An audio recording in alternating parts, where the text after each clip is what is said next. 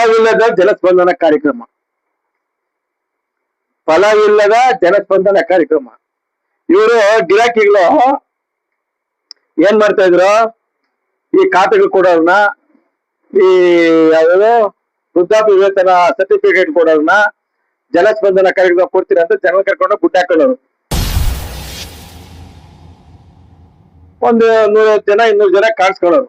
ಈ ತಗೊಂಡ್ರ ಅರ್ಜಿಗಳು 3 ವರ್ಷ ಎಷ್ಟು ಜನಕ್ಕ ನೀವು ಆ ಫಲಾನುಭವಿಗಳ ಫಲ ಸಿಕ್ಕಿದೆ ಲಿಸ್ಟ್ ಕೊಡಪ್ಪ.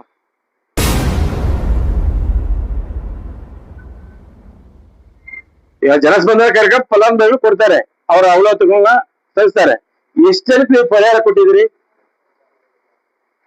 ನಾವ್ ಯಾವಾಗ ಪ್ರೆಸ್ಪೇಟ್ ಮಾಡಿ ಆ ಖಾತೆಗಳು ಕೊಡ್ತಾರೆ, ಅವ್ರು ಕೊಡ್ತಾರೆ, ಕೊಡಕ್ಕೆ ರೂಲ್ಸ್ ಇಲ್ಲ.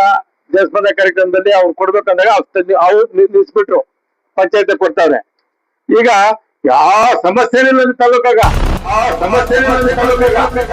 ವಾರದಲ್ಲಿ ಕಾಯಿಲೆ ಬಂದು ಸಾಯ್ತಾವ್ರ ಜನ, ಅಲ್ಲಿ ಪ್ರಾಣಿಗಳು ಬಂದು ಸಾಯ್ತಾವ್ರ ಜನ ಕಣ್ಣು ಮುಂದೆ ಕಾಣ್ತದೆ. ಏನು ಸಮಸ್ಯೆ ಇಲ್ಲ ಅಂತ ಜನಸ್ಪಂದನ ಕಾರ್ಯಕ್ರಮಕ್ಕೆ ಜನನೇ ಬರಲ್ಲಂತೆ. ಏನ್ರಿ ಒಂದು ಮಾನ ಮರ್ಯಾದೆ ಬೇಡ ಒಂದು ಹೇಳಕ? ಶಾಸಕರಾಗಿ ಹೇಳಕ್ಕಾರ ಬೇಡವಾ?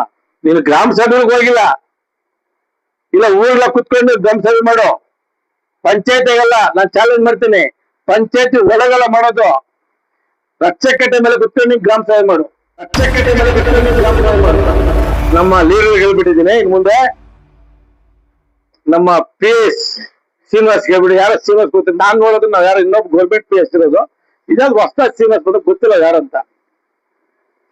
ಮೋಸ್ಟ್ಲಿ ಯಾರ ಇರ್ಬೇಕು, ಕಲೆಕ್ಷನ್ ಗಿರಾಕಿ ಇರ್ಬೇಕಂತ ನಾನ್ ನೋಡಿಲ್ಲ.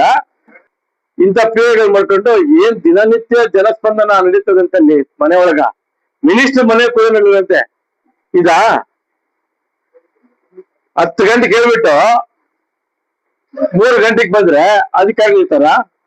ಇಲ್ಲ ಫಲಾನುಭವಿ ಅವರು ಎಮ್ಮಿಗಳು ಮೇಯಿಸೋದು, ಕುರಿಗಳು ಮೇಯಿಸೋದು, ದನ ಕರು ತೋಟ ಅಡ್ಡಿ ಕಟ್ಟೋದು ಇರ್ತದೆ.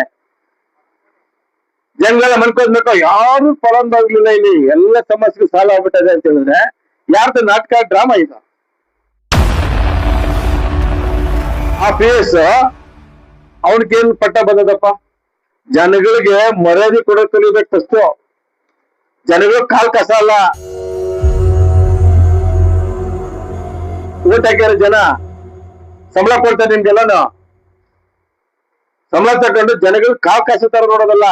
ಅವ್ರ ಫೋಟೋ, ಅವ್ರ ಸ್ಟೈಲ್ ನೋಡ್ರಿ ಹೆಂಗಿದೆ ಅಂತ ಅಷ್ಟು.